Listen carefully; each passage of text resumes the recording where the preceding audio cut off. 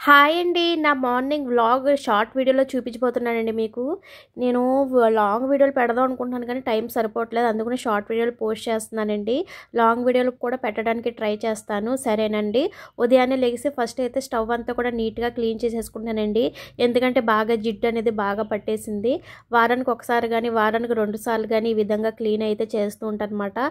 మనం క్లీన్ చేసిన లోపలికి వాటర్ వెళ్ళిపోయి గ్యాస్ అనేది పాడైపోద్దని చెప్పేసి నేను మామూలుగా వారానికి ఒకసారి 2 వారాలకు ఒకసారి క్లీన్ చేస్తూ ఉంటానండి. ఆ తర్వాత స్టవ్ అంతా కూడా నీట్గా క్లీన్ చేస్తానండి. ఆ తర్వాత వంట అయితే స్టార్ట్ చేస్తాను. కాఫీ అయితే పొద్దున్నే తాగనండి. పిల్లలందరూ కూడా స్కూల్కి వెళ్ళిన తర్వాత తాగుతానండి. ఈరోజు నేను మెంతికూర పప్పు చేస్తానండి. దానికోసం నేను పప్పు తీసుకున్నాను.